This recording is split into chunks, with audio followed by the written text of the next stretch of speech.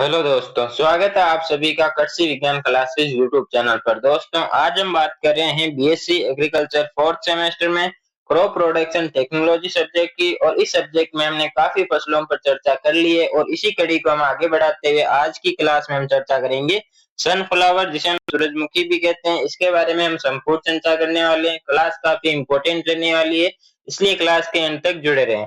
और यदि आपको पुराने पेपर, गेस्ट पेपर या इंपॉर्टेंट क्वेश्चन की पीडीएफ चाहिए तो वो आपको मिलेगी टेलीग्राम चैनल में। टेलीग्राम चैनल की जो लिंक है वो डिस्क्रिप्शन में दी गई है, तो टेलीग्राम चैनल को आप जरूर ज्वाइन करें और इस क्लास को अपने दोस्तों के साथ शेयर जरूर करें। तो चलिए आज की क्लास को हम बिना किसी देरी के शुरू करते हैं।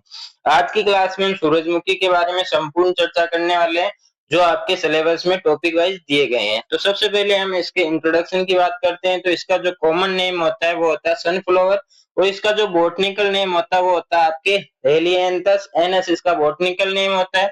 फैमिली जो होती है वो होती है आपके कंपोजिटी, इसकी फैमिली होती है। ओरिजिन की बात करें तो इसका ओरिजिन जो होता है वो मेक्सिको को माना जाता है, यानी नॉर्थ अमेरिकन जो होता है, नॉर्थ अमेरिका, उसको इसका उत्पत्ति स्थान माना गया है। पोलिनेशन की बात करें तो इसमें प्रपरागण, जो परागण होता है वो प्रपरागण होता है, यानी क्रॉस पोलिनेटेड क्रॉप होती है। क्रॉस पोलिनेशन इससे किसके माध्यम से ज्यादातर होता है, तो ये इंसेक्ट के माध्यम से, और इंसेक्ट में भी ये मधुमक्खी के माध्यम से ज्यादा इसमें जो परागण होता है वो ज्यादा होता है। क्रोमोसोम नंबर की यदि हम बात करें तो 2n बराबर 34 इसमें गुणसूत्र संख्या होती है। और सूरजमुखी एक महत्वपूर्ण तिलैनी फसल है जो रबी, खरीफ और जायद तीनों सीजन में हम इसको उगा सकते हैं। यानी कि जो सूरजमुखी होती है वो केवल रबी की क्रॉप नहीं है, इसे हम खरीफ में भी उगा सकते हैं, इसे हम रबी में भी उगा सकते हैं, और इसे हम जायद में यानी गर्मियों में भी हम इसकी खेती कर सकते हैं। अब हम बात करते हैं, इसके बीजों से उच्च गुणवत्ता का तेल प्राप्त होता है, यानी कि 45 से 50% तक इसमें तेल की मात्रा पाई जाती है। उत्पत्ति और भौगोलिक वितरण की बात करते हैं। सूरजमुखी का जो उत्पत्ति है वो उत्तरी अमेरिका या मेक्सिको भी आप कह सकते हैं। यदि एमसीक्यू में मेक्सिको आता है तो आपको मेक्सिको से ही करना है, यदि आपके जो एमसीक्यू होते हैं वहां पे उत्तरी अमेरिका आता है तो आपको उत्तरी अमेरिका वहां पे सही करना है। भारत में ये एक महत्वपूर्ण तिलहनी फसलों के रूप में उगाई जाती है, और इसके साथ ही इसके बीज से उच्च गुणवत्ता का तेल प्राप्त होता है।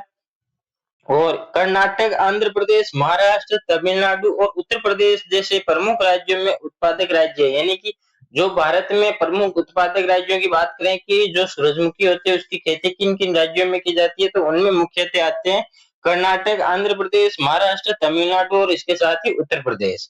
इसके साथ ही हम इसके इकोनॉमिक इंपोर्टेंस की बात करें, यानी कि फसल है इसका कुछ ना कुछ तो इकोनॉमिक इंपोर्टेंस होगा। तो इसके इकोनॉमिक इंपोर्टेंस की बात करें तो सूरजमुखी के जो तिलहनी फसल है इसलिए इसका मुख्य इंपोर्टेंस रहेगा कि इससे तेल प्राप्त किया जाता है। तो सूरजमुखी के बीजों में जो है वो 45 से 50% तक तेल पाया जाता है। इसका जो तेल होता है वो हृदय के लिए लाभकारी माना जाता है, यानी कि जो हृदय रोगी जो होते हैं उनके लिए सूरजमुखी का तेल काफी उपयोगी होता है। और बीजों में 45 से 50% तक आपके तेल पाया जाता है। तो ये दोनों क्वेश्चन आपके इंपोर्टेंट रहेंगे। इसकी खली पशु चारे के रूप में भी उपयोगी होती है, और ये कम अवधि की फसल है इसलिए फसल चक्र में भी उपयोगी होती है। यानी कि जो सूरजमुखी होती है इसकी अन्य फसलों से जो तुलना करें कि इसकी जो फसल अवधि होती है वो कम होती है, इसलिए इसके जो हम सूरजमुखी की खेती करते हैं तो इससे हमें जो हम फसल चक्र होते हैं वो आसानी से अपना सकते हैं, या इसके लिए ये उपयोगी होती है। अब हम बात करते हैं सॉइल एंड क्लाइमेट रिक्वायरमेंट की। तो इसके लिए जो मृदा होती है वो अच्छी जल निकासी वाली दोमट मिट्टी सबसे उपयुक्त मानी जाती है।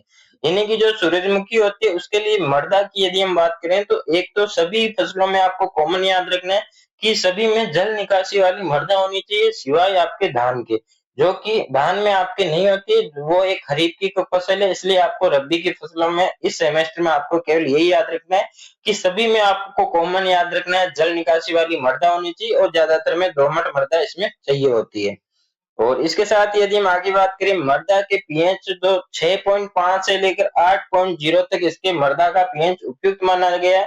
और जल भराव की स्थिति में फसल के लिए हानिकारक होती है, यानी कि यदि हम जल भराव होगा, जल निकासी की अच्छी व्यवस्था नहीं होगी तो आपकी फसल खराब हो सकती है, उस पर नेगेटिव जो इफेक्ट होता है वो भी हो सकता है, यानी प्रभावित हो सकती है आपकी फसल।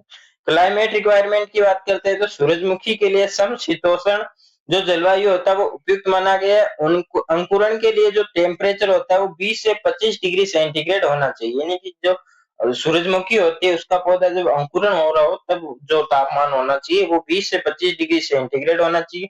और इसके साथ ही यदि हम आगे बात करेंगे, फूल आने के समय अधिक वर्षा हानिकारक होती है, यानी जब इसमें फूल आ रहे हो तब ज्यादा वर्षा नहीं होनी चाहिए, वो हानिकारक हो सकती है, उससे जो फ्लावरिंग होती है वो अफेक्टेड हो सकती है, यानी प्रभावित हो सकती है। प्रमुख किस्मों की बात करें इसमें तो प्रमुख किस्मों में आती है मॉडर्न, सूर्या, चंद्रमुखी, ज्वालामुखी, KBSH1, CO5, सनराइज, ये इसकी मुख्य मुख्य किस्में हैं। और भी इसमें कई किस्में आती है, जैसे कि इसकी एक किस्में आती है BSH1 होगी, और DRSH1 होगी, HS होगी, जो FH848 होगी, ये सभी इसकी वेरायटी होती है। लेकिन आपको यहाँ पे जो मुख्य मुख्य दी गई है वो आपको याद रखनी है, मॉडर्न, सूर्या, चंद्रमुखी, ज्वालामुखी और सनराइज, यह आपको मुख्यतः याद रखनी है।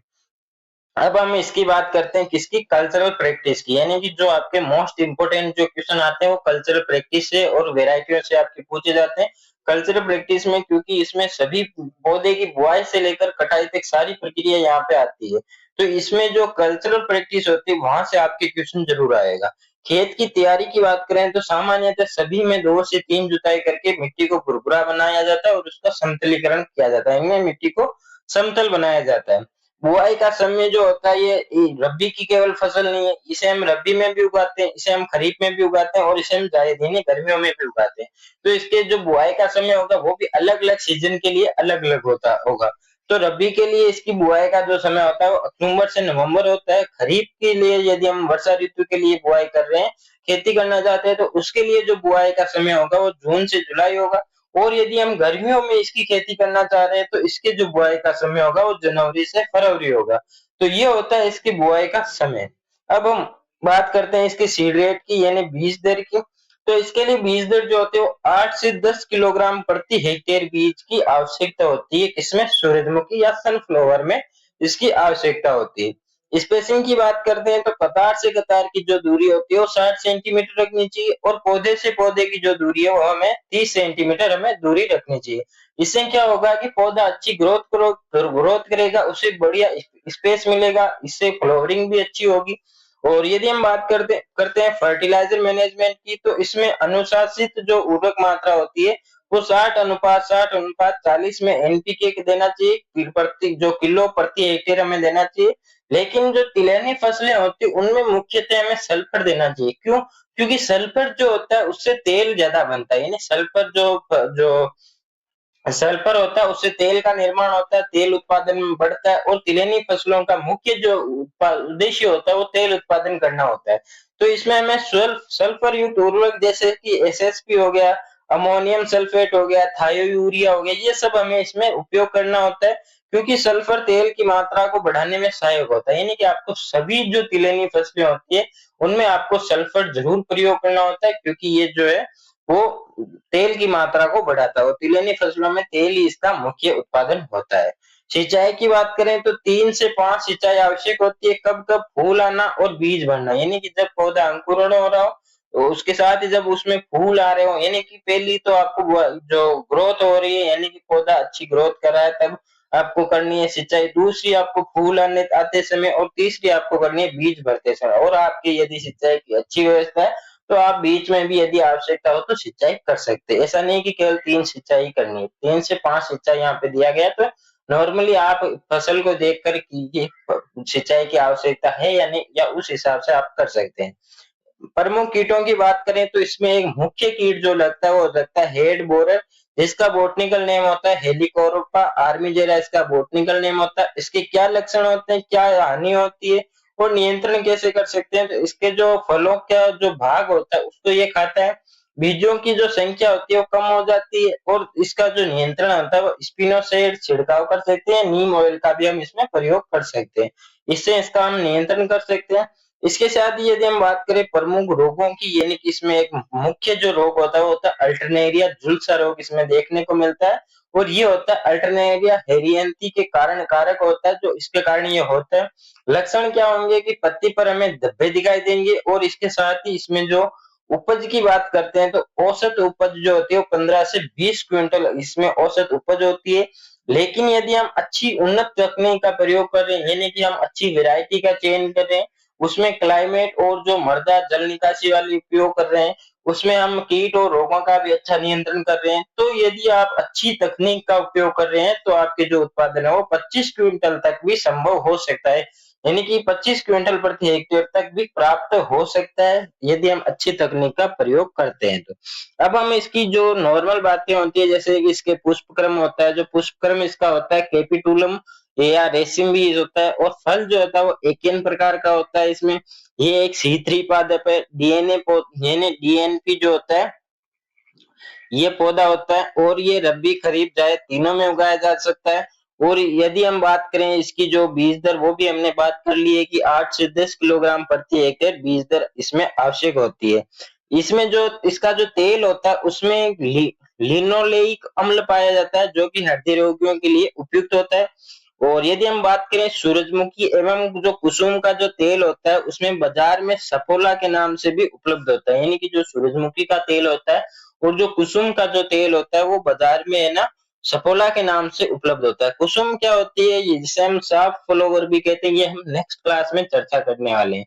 तो यहाँ पे जो हमारी सनफ्लावर क्रॉप थी वो यहाँ पे कंप्लीट होती है। आई होप आपको अच्छे से समझ में आ गया होगा। फिर भी यदि कोई डाउट रहता है तो आप कमेंट में जरूर बताएं। और यदि आपने अभी तक चैनल को सब्सक्राइब नहीं किया है तो चैनल को सब्सक्राइब करके बेल आइकन को प्रेस कर दें, ताकि जब भी क्लास अपलोड हो तब नोटिफिकेशन आपके पास सबसे पहले आए। और इस क्लास को दोस्तों के साथ शेयर जरूर करना है, क्लास को लाइक करना है और अपने साथियों के साथ शेयर जरूर करना है। और यदि आपको पुराने पेपर, गेस्ट पेपर या इंपॉर्टेंट क्वेश्चन की पीडीएफ चाहिए तो वो आपको टेलीग्राम चैनल में मिलेगी। टेलीग्राम चैनल की जो लिंक है वो डिस्क्रिप्शन में दी गई है। और यदि आप किसी एग्रीकल्चर कंपटीशन एग्जाम की तैयारी कर रहे हैं और या भविष्य में करना चाहते हैं तो उसके लिए आपको एमसीक्यू प्रैक्टिस करना है, तो वो आपको व्हाट्सएप चैनल में ज्वाइन होना पड़ेगा।